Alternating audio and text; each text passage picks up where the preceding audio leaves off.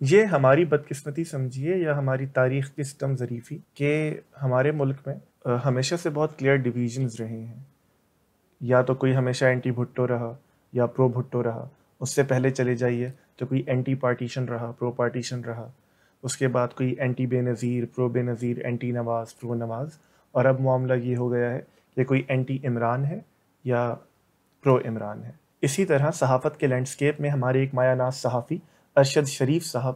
کہ جنہیں سمجھا یہ جاتا رہا کہ وہ انتہائی اچھے انویسٹیگیٹو رپورٹر ہونے کے باوجود بھی شروع میں پرو اسٹیبلشمنٹ رہے اور اپنے آخری ایام میں پرو عمران خان اور اینٹی اسٹیبلشمنٹ ہو گئے. ارشد شریف صاحب کو کس نے مارا، کیوں مارا گیا، کینیا وہ کیوں گئے تھے، دبئی میں ان کے ویزا کی کیا صورتحال تھی، پاکستان کیوں چھوڑنا پڑا تھا، اس پر روز نئی باتیں آ رہی ہیں اور حتمی نتیجہ نکالنا اس پر بے تحاشا مشکل اس وقت تو ہے. لیکن مشکل یہ ہے کہ ہم تمام لوگ اپنی طرف سے فیصلہ کر چکے ہیں. جنہیں اسٹیبلشمنٹ سے کوئی خاص محبت نہیں ہے یا وہ ابھی ابھی اینٹی اسٹیبلشمنٹ ہوئے ہیں، وہ یہ الزام کھلے الفاظ میں خان صاحب کی طرح بھی اسٹیبلشمنٹ کی طرف لگا رہے ہیں. اسی طرح اب نئی معلومات جو سامنے آئی ہیں کچھ، ان میں انگلیاں سلمان اقبال صاحب جو اے آر وائی کے ہیڈ ہیں ان پر اٹھ رہی ہیں. اور بہت ہی چند لوگ یہ بھی کہہ رہے ہیں کہ ہمارے ملک کے چند سیاستدانوں نے انہیں مروا دیا. میرا خیال ہے کہ اس پورے معاملے میں 4 نکات ہیں کہ جس پر ہمیں بات کرنی چاہیے. سب سے پہلا نکتہ کہ انسان کو، چاہے وہ آپ ہوں، میں ہوں، آپ کسی ایک پولیٹیکل پارٹی کو سپورٹ کرتے ہوں یا کسی کو سپورٹ نہ کرتے ہوں، آپ کو احتیاط کا دامن کبھی بھی نہیں چھوڑنا چاہیے. اور وہ احتیاط کیا ہے کہ جب تک کوئی حتمی نتیجہ نہیں آ جاتا، جب تک کوئی حتمی رائے نہیں آ جاتی، تب تک کسی پہ یہ الزام لگانا کہ فلاں نے مروا دیا اور فلاں نے مروا دیا، یہ انتہائی غیر اخلاقی اور انتہائی غیر ذمہ دارانہ حرکت ہے. کیونکہ آپ اول تو کسی کی جان کے متعلق یہ بات کر رہے ہیں، اور پھر جب آپ یہ بات کر رہے ہیں تو آپ کے پاس حتمی ثبوت بھی کوئی نہیں ہے. لیکن اس طرح کے معاملوں میں کبھی حتمی ثبوت شاید ملتے بھی نہیں ہیں، چاہے وہ جناح صاحب کا مبینہ قتل ہو، وہ لیاقت علی خان کا قتل ہو، وہ بے نظیر بھٹو صاحب کے قتل کا معاملہ ہو، یا ایون چلے ہم تو پاکستان ہے نا، امریکہ میں جان ایف کینیڈی کو دیکھ لیجئے. کبھی بھی اس طرح کی شہادتوں کا، کبھی بھی اس طرح کے قتل کا سراغ آپ پن پوائنٹ کر کے نہیں بتا سکتے کہ ان صاحب نے کیا، کیونکہ اس میں بہت سارے فیکٹرز انوالو ہوتے ہیں. لیکن اگر پھر بھی آپ نے کسی پر الزام عائد کرنا ہے تو سب سے پہلا حق ان کی فیملی کا ہے. وہاں سے کیونکہ اب تک ایسی کوئی بات نہیں آئی ہے تو ہمیں دوبارہ احتیاط کرنی چاہیے. اور اگر پھر بھی آگے بڑھ کے آپ نے اپنے خدشات کا اظہار کرنا ہے تو احتیاط کا دامن اس طرح بھی تھامیے کہ آپ بتائیے کہ یہ میرا خدشہ ہے. بتائیے کہ ان تمام نکات کی بنیاد پر ڈاٹس کو جب میں کنیکٹ کرتا ہوں تو اس طرف اشارے جاتے ہیں. یہ حتمی فیصلہ کر لینا کہ فلاں نے مارا اور اس وجہ سے مارے گئے، میرا خیال ہے کہ یہ ہمیں انسان کی حیثیت سے اتنی احتیاط کرنی چاہیے. دوسرا بہت اہم نکتہ اس میں یہ ہے کہ اگر ہم ابھی یہ مان کر چلیں کہ ارشد شریف صاحب کو اپنے سیاسی آئیڈیالوجی کی وجہ سے یا اپنی صحافت کی وجہ سے یا اے آر وائی میں اپنے کچھ معاملات کی وجہ سے یا اسٹیبلشمنٹ کے خلاف بات کرنے کی وجہ سے مار دیا گیا، یہ 3-4 پاسبلٹیز ہی ہیں نا. تو اس میں یہ تمام معاملہ اس طرف اشارہ کرتا ہے کہ آپ اور میں ذرا ٹھہر کے یہ دیکھیں اور یہ سمجھیں کہ جب آپ کوئی موویز دیکھتے ہیں، آپ کوئی سیریز دیکھتے ہیں اور آپ دیکھتے ہیں کہ پاور پالیٹکس میں نہ جان کا خیال کیا جا رہا ہے نہ عزت کا خیال کیا جا رہا ہے، تو ہمیں بنیادی طور پر محسوس ہوتا ہے کہ یہ صرف موویز میں ہوتا ہے. نہیں، یہ سیاست میں روز ہوتا ہے. اور جو ڈیولپڈ ممالک ہیں وہاں پہ تو پھر کچھ میچورٹی شو کر دی جاتی ہے، ہمارے جیسے ملکوں میں برہنہ ہوتا ہے. اور اسی کے ساتھ مجھے یہ کہنے کی اجازت دیجیے کہ سیاست ہو، صحافت ہو، یہ پاور پالیٹکس ہو، یہ انتہائی خطرناک بھی ہے. اس میں روز آپ نے پھونک پھونک کر قدم رکھنا ہوتا ہے. کبھی بھی آپ کا کوئی ایک جملہ آپ کی جان یا آپ کی عزت یا آپ کے کیریئر کے حوالے سے نقصان دہ ثابت ہو سکتا ہے. ہم صحافی ہوں یا وہ لوگ جو معاملات کو جانتے ہیں،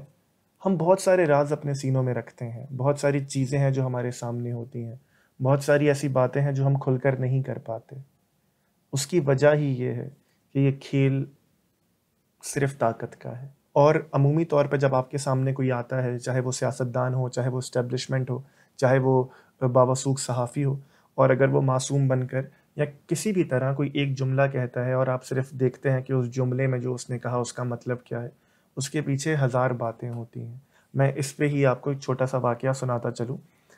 گو کہ وہ بالکل اس سے منسلک نہیں ہے، لیکن آپ کو اس پورے کانٹیکسٹ کی سمجھ آ جائے گی۔ ذوالفقار علی بھٹو صاحب جب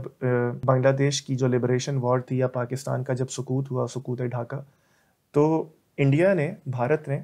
ہماری زمینوں پر بھی قبضہ کر لیا تھا اور ہمارے فوجی بھی قبضے میں لے لیے تھے۔ تو ذوالفقار علی بھٹو صاحب نے ISI کو کہہ کر سارے ملک میں ہر جگہ چھوٹے چھوٹے پروٹیسٹ کروائے، وہ یہ کہ ہمیں زمینیں نہیں چاہیے۔ بھٹو صاحب پہ خود بھٹو صاحب نے پریشر ڈلوایا کہ بھٹو صاحب ہمارے جوان واپس لے کر آئیں۔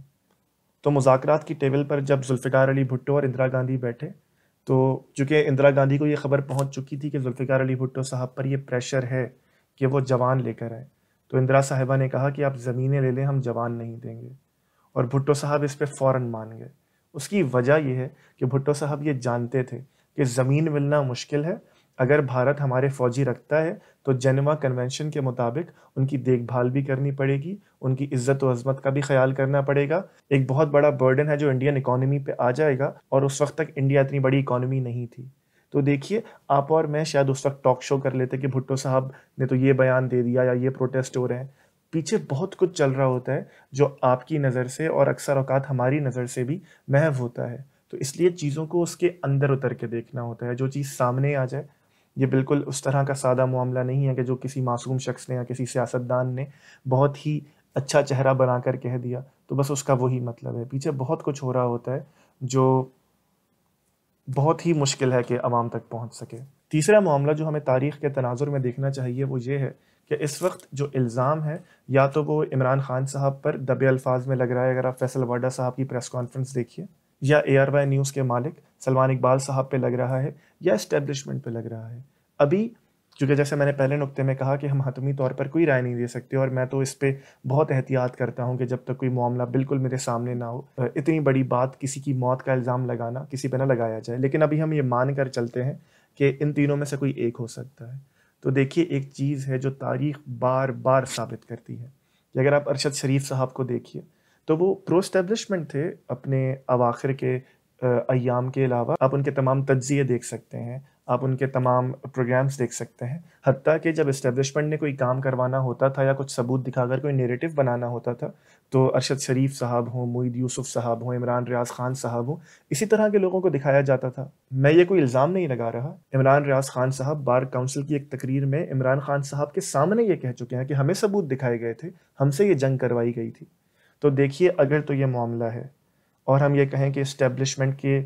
ہاتھوں یہ کام ہوا ہے، اسٹیبلشمنٹ کے شروع میں ارشد شریف بہت قریب رہے، تو دیکھیے یہ معاملہ آپ کو ہمیشہ تاریخی تناظر میں یاد رکھنا چاہیے کہ جب آپ کسی کے ہاتھوں استعمال ہوتے ہیں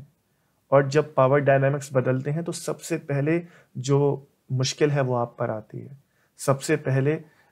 جو جو جو نقصان ہوتا ہے وہ آپ کا ہوتا ہے، کیونکہ جو دو بڑے پلیئرز ہیں وہ پاور کے لیے ہر کسی کو استعمال کرتے ہیں، آخر میں ان کی صلح ہو جاتی ہے یا لڑائی ہو جاتی ہے، اور جو پیادے بیچ میں استعمال ہو رہے ہوتے ہیں ان کے ساتھ تاریخ کے تناظر میں ہمیشہ آپ دیکھیں گے کہ یہ معاملہ ہوا ہے کہ سب سے پہلے وہ نقصان اٹھاتے ہیں۔ اسی طرح اگر آپ 2 منٹ یہ سمجھ لیجئے کہ سلمان اقبال صاحب کا یہ کام ہے، تو ارشد شریف صاحب نے کس طرح ARY کو بلندیوں تک پہنچایا، ان کے ایک پروگرام پاور پلے کو رونق بخشی، تجزیے دیتے رہے۔ تو اگر یہ ادھر کا کام ہے تو بھی آپ دیکھیں گے کہ کس طرح کہ جب آپ کسی کی بزنس کے لیے استعمال ہوتے ہیں یا کسی کے ایک ایجنڈا کو ٹو کرنے کے لیے یا ایک آئیڈیالوجی کو ٹو کرنے کے لیے استعمال ہوتے ہیں، کیونکہ ARY کی ایک آئیڈیالوجی تو ہے، ہم سب جانتے ہیں، تو دیکھیے بالآخر پھر آپ تختہ مشق بنتے ہیں۔ اور تیسرا معاملہ خان صاحب کا اگر آپ لے لیجئے، کیونکہ ان پر الزام لگ رہا ہے تو بات تو کرنی پڑے گی نام لے کر، تو خان صاحب کے آئیڈیا کو، ان کی ذات کو کس طرح شریف صاحب نے پریزنٹ کیا اور پروپیگیٹ کیا، تو آخر میں دیکھیے کیا نتیجہ ہوا۔ میں دوبارہ دہراؤں گا کہ میں یہ کہنے کی پوزیشن میں بالکل نہیں ہوں کہ یہ کس نے کام کیا، لیکن اگر تینوں ہی الزامات کو دیکھ لیا جائے تو آپ کے تاریخ کے دھارا یہ آپ کو بتاتا ہے کہ جب بھی آپ کسی کے ہاتھوں استعمال ہوتے ہیں، سب سے پہلے جب مشکل آتی ہے تو وہ آپ پر آتی ہے۔ چوتھا نقطہ جو میرے خیال میں سب سے اہم ہے اور جس پر کوئی بات نہیں کر رہا، کہ ارشد شریف صاحب میرے خیال میں انہیں کس چیز نے مروا دیا، کون سی چیز تھی، کون سا آئیڈیا تھا جو ان کی موت کا سبب بنا، اگر ہم یہ مان کے چلیں کہ انہیں قتل کیا گیا ہے اور وہ مسٹیکن آئیڈینٹی کا کیس نہیں ہے، تو وہ معاملہ ہے عدم برداشت۔ وہ معاملہ یہ ہے کہ ہم ایک دوسرے کی بات برداشت نہیں کرتے.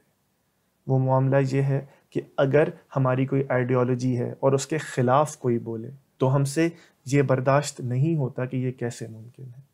تو ہم اس کو چپ کرانے کے لیے اس کی جان تک لے لیتے ہیں.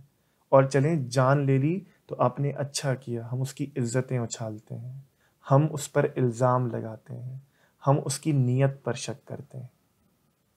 تو جو سب سے بڑا محرک ہمارے پورے معاشرے میں یا کہیے کہ پوری دنیا میں اب ہو گیا ہے اور شاید ہمیشہ رہا ہے، وہ یہ ہے کہ ہم برداشت نہیں کرتے ایک دوسرے کے آئیڈیاز کو.